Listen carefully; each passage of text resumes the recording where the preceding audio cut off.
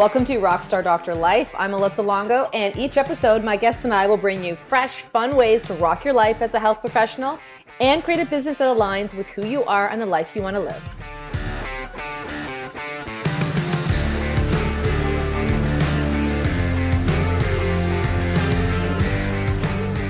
Hey everyone, welcome to another episode of Rockstar Doctor Life. I am excited today to have with me another amazing doctor, but she's not a chiropractor.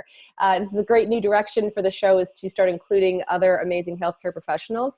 And I've gotten to know Dr Mously LeBlanc through working with her in the inner circle, and just even paying attention to some of the really cool things she's doing to help people live healthier lives. So welcome to the show, Dr. Mo. Hi, how are you? I'm great. So for the folks who don't know what you're up to, I'd love it if you could give us a quick introduction as to what is Dr. Mously doing, and what do we need to know about you? Hi, so I am a rehab medicine doctor. And so I love this because it's so similar to chiropractor. We all work on the joints, the muscles, the bones, and really work on improving people's function. And so that's what I was trained as. I specialize in cancer rehabilitation. I was the director of cancer rehab at Penn Medicine. And I have my own practice, Holistic Health and Healing, where I do Western medicine, meets Eastern medicine, and energy medicine all in one. Yeah, you've got quite the collection of skills. I have to say, it's a little intimidating, but she's a relationship therapist, she's a physician, she's an energy worker. What has your transition been to include those things? Like, you went to medical school, started practicing, and then when did you start branching out and including these other, this other learning for yourself? You know, it's so funny. It's like after I started really conscientiously doing it, I realized I had been doing it this whole time, When I was in college, I took all these mindfulness and meditation classes that I mostly slept through, I'm not going to lie. Mm-hmm. I took massage classes. When I was in medical school, I went to China for a couple of months and learned acupuncture and Tui Na massage there. But everything really started shifting, I'd probably say this 2018, the beginning of 2018. I was about to take another job. I was going to leave my job. The week I was going to leave my job, my husband literally got an email, got an interview, got hired on the spot, and was asked to start working in 2 weeks. So that interview got canceled. With my boss, I was telling him I was going to leave to take another job, but in the end, I was just moving out of state. Mm-hmm. And as I moved, there was another great Ivy League institution that offered me a directorship position. It was the obvious next step. Mm-hmm. And, I even got interviews at NIH, great research institution. And in the end, I turned down the Ivy League offer. I canceled the NIH interview. And I just said, this is a year for me. And I'm going to bet on me. Wow. So currently you are working in private practice as well as doing your work on the side in your online programming for people? Yes. So I have my own practice. I go to several rehab hospitals and do rehab consults. And I have the online coaching happening as well. So it's a lot happening, but it was totally well worth it. Yeah. And I know that you said something in another interview that I listened to with you, and it was your inspiration for really, I love the name of your podcast. And don't worry, listeners, we're going to include links to Dr. Mously's podcast, and she's actually got a really super cool program coming up for helping doctors heal and keeping us healthy and engaged and our best selves, so that we can work with the public in a greater capacity. So you'll have links to all this stuff once in the show notes there. However, you said something in an interview that I heard recently, and it was your experience working in cancer rehab and something that one of the patients said to you that really inspired you to be educating people on health, right? And not just on sick care and rehabilitative stuff. Right. And unfortunately, it wasn't one person. It was quite a few patients, and it was the same exact phrase. On first patient visits, I would hear from my cancer patients, if I knew my life after cancer was going to look like this, I would have never fought so hard to live. Mm. And I mean, that doesn't get any easier to hear, time after time again. so that was always my mission, that I don't want people to feel that way, that as a cancer rehab doc, my job is to help them get through the process on the other end better than they started, or at least as close to their baseline as they can. And, I like to say that I help them get back to doing the things that they love doing before cancer interrupted. And so that has always been my motivation. So patients may show up in my office saying that, but they definitely don't leave saying that. And every time I interact with a patient, my goal is, by the time they leave my office, I want them to feel loved. I want them to feel heard. And I just want to put a smile on their face. So I feel like a lot of patients show up on my follow-up schedule. It's like, oh, there's nothing really active happening, but I just came to get a hug from you, Dr. Mo. Well, obviously, I mean, we could talk at length about the healing benefits of touch and connection, right? And and so for you now, I mean, with your goal with the book that, I'm not sure if the book is finished or it's in the works right now. I know the podcast just recently launched, and your mission is to help people unleash the healer within themselves, right? And build health before they get cancer, right? Right. And it's never too late. I mean, even after a health crisis, all a health crisis is, it's just a wake-up call. So it's, our bodies are always telling us, please take care of me, please love me, please give me love, attention, and compassion. But sometimes when it's screamed enough, we come down with illnesses. And so, hopefully people don't have to have that wake-up call, but if they do, the same skills apply. So really, it's really pertinent in any and every situation. Yeah. And is this something that you're seeing amongst your colleagues, and why you've wanted to start working with healthcare professionals to help them stay healthy and heal the healer?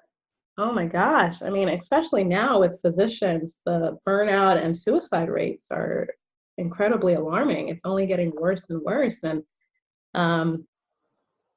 unfortunately, and I have colleagues who unfortunately did die to suicide. It's no longer something that I'm hearing about, other people, or reading about, I should say.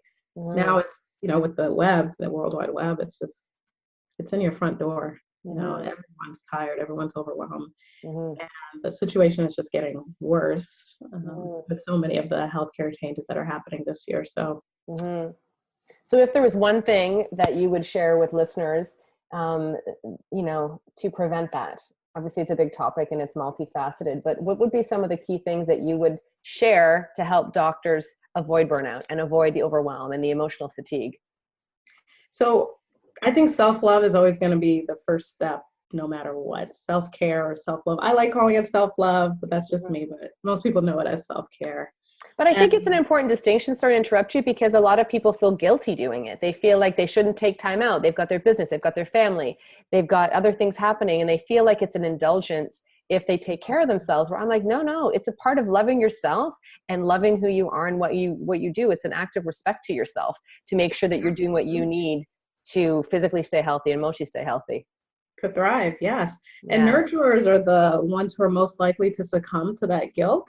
And hello, as healers, so many of us are nurturers. So, I mean, that's why I just found like we need it so much more than even the general population, because we're so focused on caring for other people that we can feel guilty for giving ourselves time.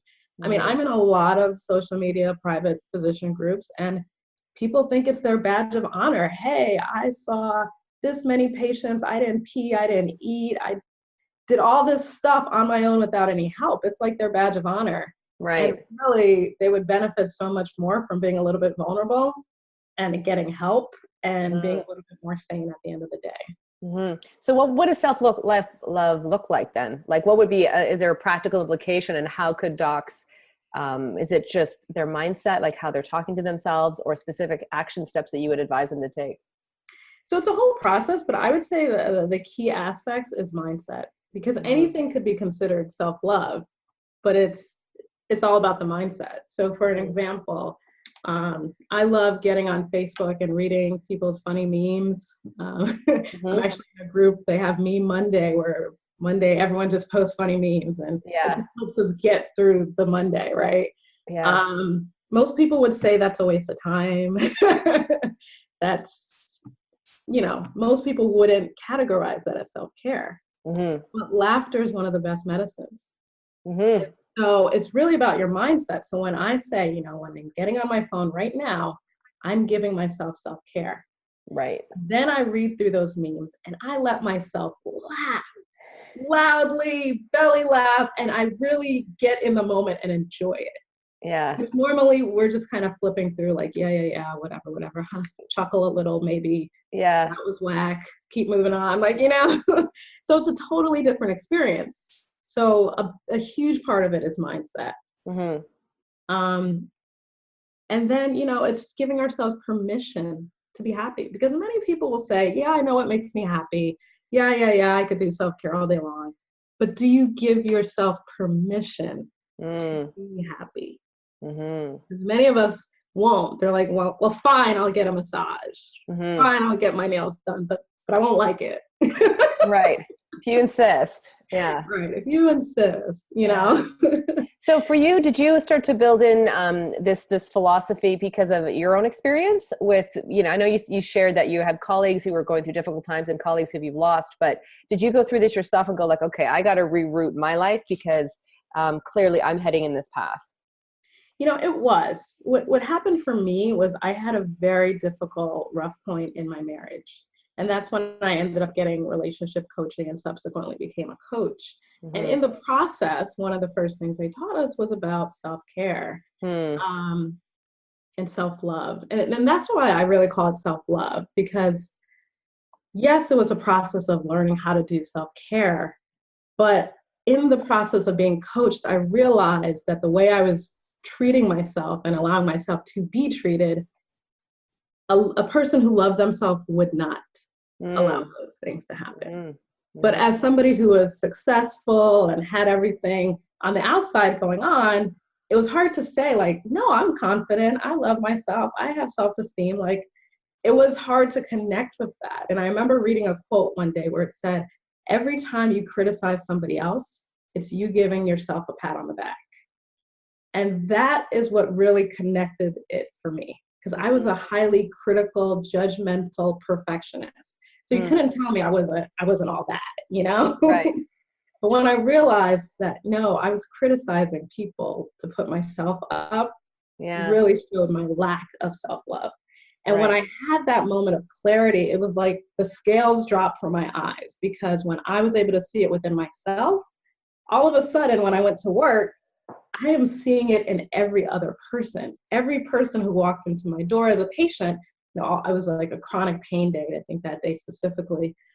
Everyone's complaining, my back hurts, my hip, all this stuff. And it's just like, I'm looking at them with completely different eyes, compassionate eyes. And I'm just like, no, you don't have self-love.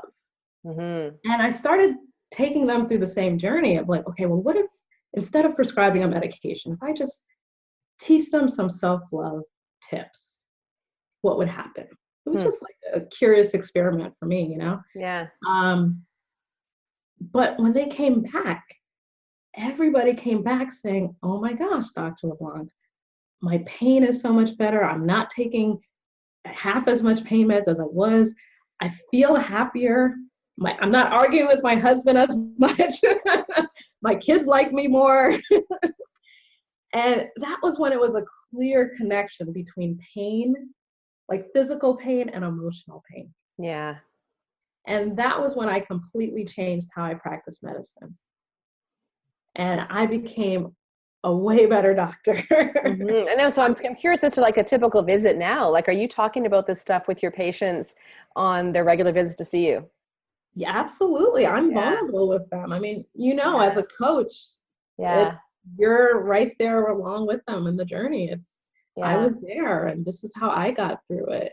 I'd invite you to consider trying this. And just leaving the door open for them to decide to make changes on their own. And even those coaching skills help my patients become more compliant. Like we were mentioning before, we advise our patients to do many of things they don't do. So is there one thing, if you think of all the patients that you work with right now, I know we've talked about the self-love, but was there one thing consistent that you find yourself recommending to every single person who comes through your door, or 90% of them?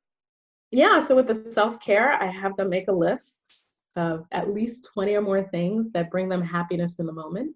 Mm. I get them to schedule it out for a whole week, at least a week or two. Honestly, it's best if they do it for 3 weeks because, 21 days to make a habit. Right. Schedule it out, because if it's on the schedule, you're more likely to do it, Mm-hmm. right? If you know you're going to go to the gym, then you're going to be more likely to be prepared and pack a bag or get childcare. And just, you operate differently when it's on your schedule. And I make sure that they do multiple things a day. It's not just one. Multiple things a day that make them happy. Yes. 3 to, at least 3, if not more. And again, like some days that's going to be a massage. Some days it's going to be a vacation. But many days it might be at Facebook memes.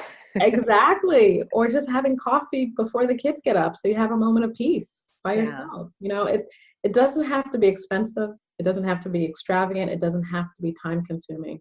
I mean, I know for me, like I have limited time. I love to laugh. So sometimes I'll just, pop in a funny movie and just watch like a 5-minute segment of the funniest part, or, I love watching trash TV, reality TV. It's just like, I don't need to watch the whole series in a day, but maybe I'm going to watch 15 minutes of it. Yeah. And just not have to think about anything for those 15 minutes while I'm just watching reality trash. Like, it's great. So it doesn't have to be a lot. Something I also do too, I love aromatherapy. So to have like soothing oils or candles in the background, I can put some like relaxing music on. And so even though I might be in the midst of my busy day, having to make dinner and take care of my son or take care of the puppy, I've got some stuff going on in the background that's keeping me calm and keeping me in a more pleasurable state, Well, like you said earlier, it's about mindset, right? And acknowledging that you're doing these things specifically to support your self-love, right? And so that's different than I'm just going to, watch the show right now. It's intentionally that you're setting the intention to do something for yourself, which I think changes the game, right?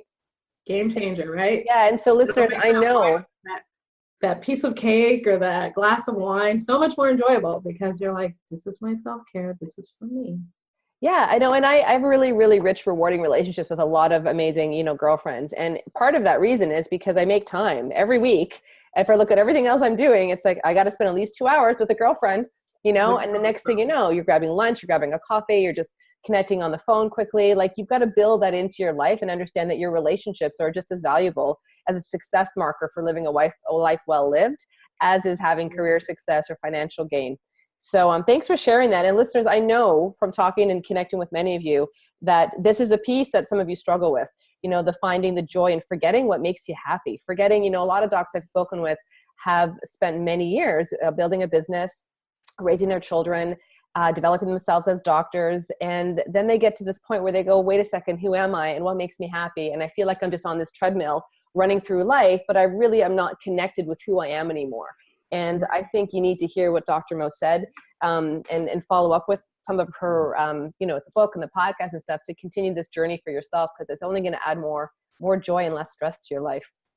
Absolutely. And I love everything that you said. I mean, calls with girlfriends are definitely on my self-care list. and I've been there. I remember when I first did that exercise of creating a list of 20 things, I had no idea. I literally had lost who I was. But the fun part about it was trying different self-care activities actually got me to learn more about myself than I ever knew. Yeah, you start to realize what you like and what you don't like. Exactly, because especially as doctors, we're so used to closing off emotionally because we're creating barriers between our patients, the death we have to deal with. There's so many hard things we see, and we emotionally numb down. So really, even just asking the question of how do I feel was such a difficult question. And I'd have to ask myself over and over, what do I feel? What do I want? What would make me happy in this moment? But it was by asking those questions over and over again and not stopping until I had an answer that I was really able to dig down deep and connect with who I really was. And, hey, there's things that you might like now that you never liked before, and things that you used to love that you can't stand now. And that's totally fine. Yeah, I mean, we take time to consistently evolve as practitioners, right? To acknowledge that, oh, maybe you're getting, more interested in pediatrics now or in sports care, and you take courses to develop, your interests going that way. But sometimes I think we forget to check in with who we are as human beings, and understand that we're evolving and changing too, and that maybe the people that are around you or your social life or where you live or your hobbies don't really reflect who you are anymore too. So I think that's a great point that you made as far as checking in and making sure that the things that you're doing are still the things that you love, or getting reconnected with the things that you loved. Absolutely. So you're a busy woman. Like, you've got your practice, you've got a son. We didn't even talk about the fact that you're a mom. You've got your podcast and this online work that you're doing. How do you manage your time? Like, do you have a certain schedule that really works for you? Do you have certain productivity tips that you want to share with our listeners? So I'd probably say there's two things I'd recommend. I know I keep harping on this self-care thing, but maybe we all need to hear it today, particularly. So when I was like becoming a relationship coach and building that whole business on the side, I was working full-time in academic medicine, giving lectures, doing research, being a mom, being a wife, all of those crazy things. And I actually found that when I took the time to actually do self-care, those were the days that I was most consistent, most productive, I should say. I even found that to be the case in medical school. I had like a lot of issues in medical school getting through, and I remember people kept recommending exercise, go to the gym, and I just thought, I don't have time. I have so much to do. I have so much to study. And when I finally got to a breaking point and I forced myself to start exercising for different reasons, all of a sudden my grades skyrocketed, so there really is something about giving ourselves those breaks during the day that really allow us to be more productive when we do put our head, down to the grind. So that's the big thing that I would say, that don't be scared that you don't have time for self-care, because you don't have time to be sick, Right. You don't have time. That's the worst case scenario, right? Yeah. Right. You don't have time to be miserable. Nobody wants that either. You can be super successful and super miserable. So why not give yourself, 15 minutes of a day to be sane at least, Yeah. Yeah. Yeah. Well, and I think it makes me think of something I would say is like taking time out to be focused when you're in, right? You need to be out of your business, whether it's on the weekend or it's an hour of your day or it's a holiday. And some docs, resist taking vacations, or they resist even on the weekend. And they're, especially because let's face it, a lot of us entrepreneurs are always going, right? Our minds are always wanting to create and produce something. It's fun and it's exciting, but I find that more of those ideas drop into me, and I'm better at mentoring and coaching and being the best chiropractor I can be when I've actually had time to do nothing.